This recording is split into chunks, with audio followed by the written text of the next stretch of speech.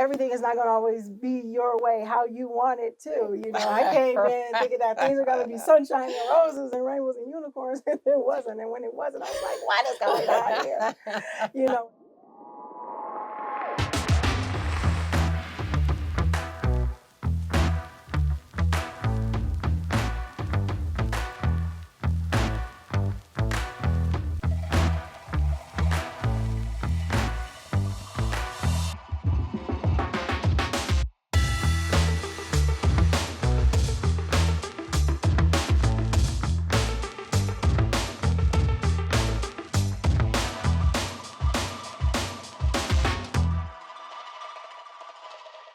I did a video on subsequent wife and the first wife world, and I got hit. People were like, yes, girl. They were like, I didn't even know. They were like, how you say that it's the first wife world when the first wife got da-da-da-da-da-da-da. It is. What the hey? So I was like, I'm glad you stated that, because if I was to say it like I've done, woo, gotta do it. I get it. She can't say nothing. See what I'm saying? This is why we did this interview, because it's funny, and I'm gonna call whoever out I want to. If I say something, it's cool. But then if Coach Nyla says the same thing I said, then it's drama for your mama. And I can't do it. It's too middle school, high school for me. True. I can't handle it. Okay. And that wasn't me singing, because I don't want to hear about that either. Here we go. He's like, she was singing. I don't know. Anywho, how did you escape the homewrecker label that society may have placed on you and many wives in polygyny? That's good. That's a good question. How did you escape it? I think you just touched on that. Yeah, because I don't think I totally escaped it, because I still think people going to say what they say. But I think I had to, within myself, not feel that what they were saying was true, you know, because I knew what my intentions were. I knew where my heart is and was and everything like that. And I know how I operate in life, you know. So, but when you hear so many people come at you from a thing, you're like, you're getting attacked. You get attacked. Was I really? I got you.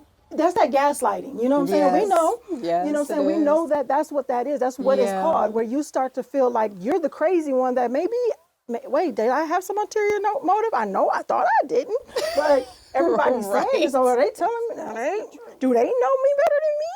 You know, type of thing. And so once mental health is so important. Personal development is so important, because seriously, you can come from a place where it's one thing when you put a lot of pressure on yourself and you put a lot of negative thoughts in your own head, and you're falling down and you're just, being distressed and hurt and everything like that because of your own things that you keep telling yourself. But when other people are telling you stuff that's opposite of what you're telling yourself, then you'll be like, am I just delusional here? So, you got to make sure you know this. So I think with me, it definitely had to come from me knowing myself and really being very stern on and truthful with myself. Like, I know what it is. They're going to feel what they're going to feel. And they're going to say what they're going to say. But I'm going to be me. Look at you. I'm so proud of her. Growth. Okay. Question number 7. What are some ways to connect with bonus children that you found effective?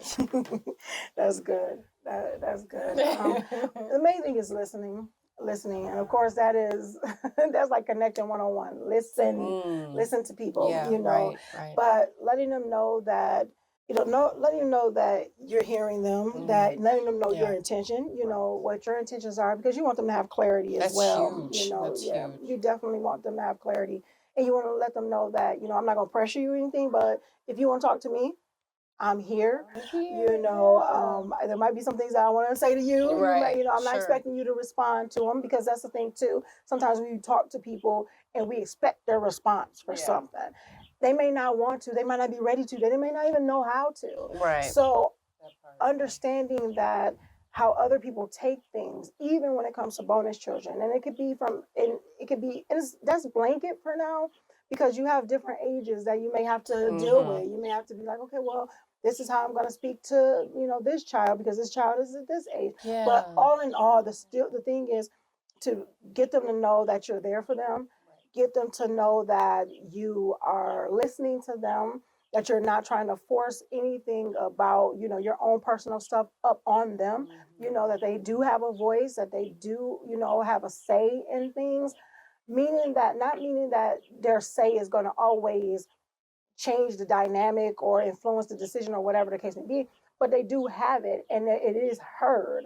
You know, it may not always be used, but it don't mean that it's not heard. You know, so those things. And then also letting you know that you're not here to replace anybody. You're here to just be you're you. Yeah. And you're there as a support, as an addition, as, you know, someone that they have access to in their lives. So that has to be probably, that was the breakthrough moment for my kids that were teenagers at the time, and they were teenagering like teenagers are supposed to teenage, honey, and they, you know, and they're introverts, so it's almost like you got to pull everything out because they didn't feel safe enough to speak, and if they spoke, it's like, how harsh is this going to really be, you know, because they have two very opinionated parents, so they got that honest. So one of the major things that you brought that up, and it's so powerful, that information, and implement it, y'all, is to let these young adults, these teenagers know, I'm not here to replace anybody, because that's what did it for my two oldest daughters, was that, okay, that's cool. Now that we got that established, you ain't trying to get rid of my mama. It kind of shifted, because girls have jealousy for their father that didn't have nothing to do with me, but they also were like team mom, and it was like, okay, you trying to be my mama, that ain't gonna happen, and here's why it's not gonna happen. So that shifted everything. And I remember my second oldest daughter was like, okay, just so you know, we cool then now, because she said she ain't trying to be you. I said, and I believe her, because we need to support and not stir the pot up either. For our, that's another video, y'all. I already went after some of the people about it, but we don't need to stir the pot up with our children against our co-wives. I think that's because how do you come back from it? Right. You know, if you have a good relationship with her, and then the kid is like, I remember that time you said, you know, your head was big, or whatever the case may be, but she had that big old head. And another thing to add to the thing, and also don't just give lip service, you know. Yeah, you know, major. You know, walk the walk. You know, if you're going to tell them that this is, you know, that you're there to listen to them and to hear their side and everything like that, definitely show that. But if you're not ready and you don't want to do it, don't fake the funk either. Don't sit there and, because they'll see you know, be phony baloney, and you know, because you want to look good, you know, in the co-wife's eyes, or you want to look good in the husband's eyes, or anything like that. You know, be for real. And if you want to develop that connected relationship, then work on the way work on you, so you're able to do it and do it sincerely. Yeah, and don't weaponize these children and play with them. You know, have sincerity in your heart. That's major, because they'll know. What are some of the biggest obstacles that you've had in polygyny, and how did you overcome them? If you've overcome them yet, because you did mention. If I've overcome them yet. I think getting out of my own way. And that's one of the biggest ones, of getting out of my own head about my place, you know, where I fit. If what do my family see me as? What do they think about me? So kind of getting out of my head and being more vocal with it, like, you know, asking the questions and not assuming what the answers using would be, your voice, you know, whatever. Pardon interruption. We want to share with you something that's very important, a project that we've been working on and empowering people with, called the Polygamy Masterclass. I conduct a 4-part men's polygamy masterclass where we go through the 4 stages of polygamy. So when we're talking about the idea stage, the what to expect stage, to transitioning, as well as the new normal, which includes a whole bunch of stuff in between there. All right, of course, include leadership and financial things as well. Now, I want men to check that out by going to polygamymasterclass.com. In addition to having access to the live courses as well as the pre-recorded ones, you also get downloads, you get access to me directly. So let's get busy if you really are serious about practicing polygamy in a healthy manner. Yes, and in our Women's Polygamy Masterclass, we train on preparedness in polygamy, in addition to connecting with your co-wife and everything in between. So make sure you go to polygamymasterclass.com for higher level education. Now back to your video. So that type of thing, that's probably one of the biggest things. I haven't fully overcame that yet. I'm working on it, still working on it, because sometimes you have to know and be aware that that's a thing. Yeah. You know, and sometimes we don't be until something comes up and you're like, dang, wow, okay, I did not know that I did not know that was an issue with me, you know, whatever. So knowing that is one of the greatest things. Being aware of those things is one of the greatest things, because then you say, okay, do I want to work on it? And if you say yeah, which is smart, then you start working on it. Yeah. You know, type of thing. Yeah. I think what I love about that is that you said identifying it and fixing it. Not That's just right. identify, well, this is what's wrong with me anyway. Anyway, let's keep on Life going. goes on. Sure. Let's pretend that I didn't say that. Because I ain't doing no work. None. Okay. So, yeah. This next one, and I worded this a specific way, and I'm going to see if y'all pick up on it. Okay, what advice do you want to give to women that want to enter into polygyny? Like how, like, there's no wrong answers, you guys, because this is Coach Nyla's interview. It's really interesting. That's an interesting question. But one of the things is definitely work on you. Work on your emotional intelligence. You know, work on your not just your emotional intelligence, but just your whole being, you know, making sure you kind of know your identity too. I mean, that's going within marriage anyway. But being able to know what that looks like, and also being open-minded, knowing that everything is not going to always be your way, how you want it to. You know, I came in thinking that things are going to be sunshine and roses and rainbows and unicorns, and it wasn't. And when it wasn't, I was like, what is going on here? You know, whatever. So, and then also knowing that there are journeys, you know, transitions, there are different dynamics, you know, and it's not all about you, period. But also knowing how to mind your marriage, because even if you're going into polygyny, which is a totally different dynamic than monogamy, because there are other, you know, it's another side to it, you know, even though you're not married to your co-wife and everything like that, it's still that other dynamic that's still there. So sure. Knowing that, but still knowing that I want to mind, you know, I'm my marriage, my marriage, you know, type of thing. And like I stated before, you know, one of the main things is working on you and your personal development and your emotional intelligence, because there will be things. I'm not going to say there might be things. There will be. The way the society is set up, the way that monogamy is kind of king right now, and you know, and it's like anything else is just uncivilized. You know, so, and anything that goes against status quo is, you know, questioned and probably abhorred and all these different things like that.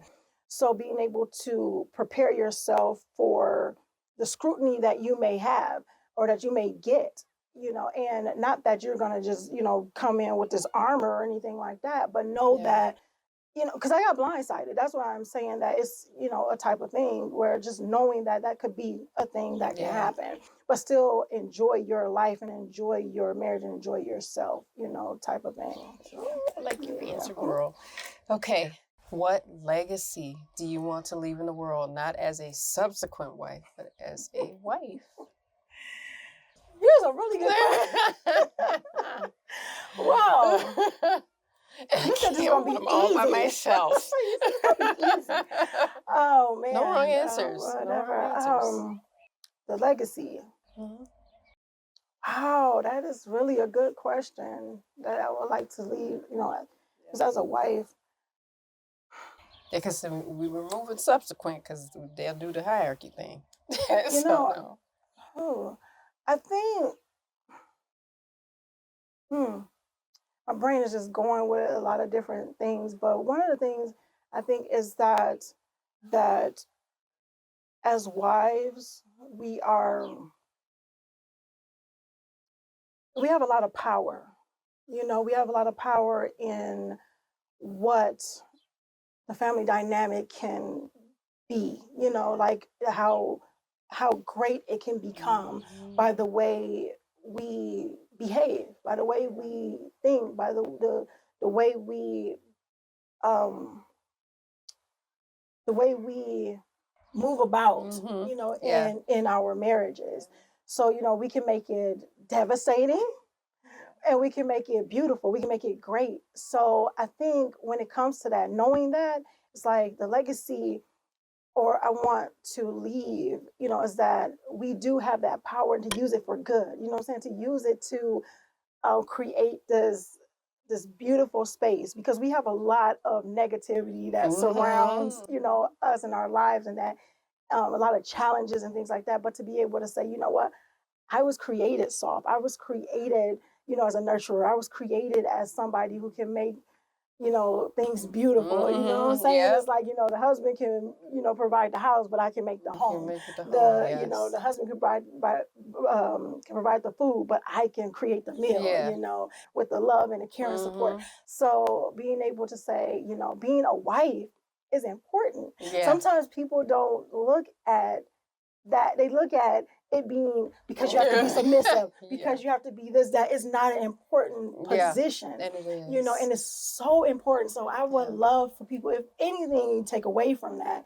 is that being a wife is extremely important to just like the you know, just the building of empires. It's a crazy thing. I know there's some people like, whatever. No, because when you have people out there, when you have men that are building things and taking hits and jabs and all these other things like that, to be able to be that support, to make things beautiful, to give them that strength to go back out. Like, I know what I'm fighting for, right? You know, it's like, I'm fighting for this. I know this person has my back, you know, and type of things like that. So that's why I do believe that we need each other. You know, we need them for that protection, for that support, for, I mean, you know, for that type of thing, that leadership, because it allows us to be that soft, nurturing spirit that raise other generations. You know, we help create and raise and bring up other generations, you know, whatever. So they could go and do that stuff. You do that so I can focus on this because this is our future, you know, type of stuff. So I hate to end this interview. We could just go on. You put some burgers in front of us. We could just go on. I'm having a good time. I know Coach Nyla is having a great time. But one last question, and that would be: do you have any parting advice? Now, this could go for wives. It could be for subsequent wives. It could be for the husband. It could be for anyone. Do you have any parting advice for our viewers? Parting advice is, you know, don't be so judgmental. I think that would be one thing. And I know that sounds so, it's like, but because we all can. At some point in time in our lives, even when we're speaking to people and we're trying to get their side of something, sometimes we can be listening just to interject in finding out what they're going to say wrong, you know, or say, you know what, not that even they say it wrong, is like, I knew that about you. And it could be like, wow, really? You know, so taking the judgment out of a lot of, you know, just the judgment out. I like the bias, like stop being biased.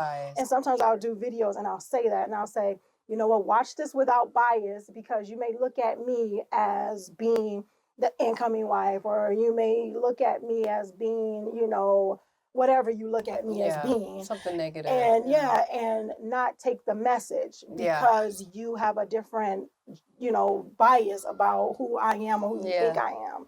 So, and we tend to do that, period, you know, just not, it don't only happen to me, and I've done it as well. So this is also a reminder to myself as well as a lesson, you know, to others, where it's like, remove the bias, you know, and take the lesson from it. You may not even have to like the person ever, you know, to get a lesson from what they're telling you or what they're teaching you. So I think that'd probably be one of the things, because you'll learn a whole lot more when you're open-minded. I would say an open mind learns yes. a whole lot more, than a closed one. So, that's so true. That's the one of the first major steps, especially in polygyny, is to have that open mind, so you can have open conversation, y'all. So with that, I hope you guys enjoyed this video. We had fun. We always do. I hope you got some gems from this video. Make sure I would write stuff down. It was me watching it. Yeah, I would take some notes on this one. This is a heavy topic, and we need to have these conversations and these interviews so that we can see somebody else's perspective other than our own. That's really where that open-mindedness comes in. That's awesome. Because then you get some clarity. Because sometimes we look for our husbands to give it to us, and they're like, I don't know what to say. I don't know what the answers are, and that's okay if they don't know. So if you're a woman, please listen to other women about their experience in marriage, and especially in marriage and polygyny, which is an additional form of marriage. So with that, guys, make sure you're following us on our social medias. We're Outstanding Relationships on IG and Outstanding Personal Relationships on YouTube and Facebook. And I'm going to let Coach Nyla lead off with GLC. She did an awesome job. What are we going to leave in the comments, dog? Oh, yeah. Wait a minute. What are we going to leave in the comments? Your voice matters. Your voice matters. Yeah. So put my voice matters in the comments, guys. And Coach Nyla is going to lead us off, as she always does, with the GLC. Make sure you're growing intentionally. Loving fearlessly. And connecting on a higher level. Every single day. Assalamu alaikum. Peace. Peace. Here are 3 ways Outstanding Personal Relationships can help you. Make sure you guys are following us on our social medias at Outstanding Personal Relationships on YouTube and Facebook, and on IG at Outstanding Relationships. And make sure you sign up for our email list, and you can actually email us at support@Outstanding Personal Relationships, where you will get updates on our new book, Let's Talk Polygyny Uncensored, as well as exclusive access to our lives and bonuses. Absolutely. If you're looking for more polygyny education, make sure you visit polygamymasterclass.com. Now, if you're looking for coaching or counseling with either Coach Fatimah or Coach Nyla, you can find them at. Make sure you visit me at CoachFatimah.com. And myself at CoachNyla.com. That's how we can help you. Assalamu alaikum. Peace.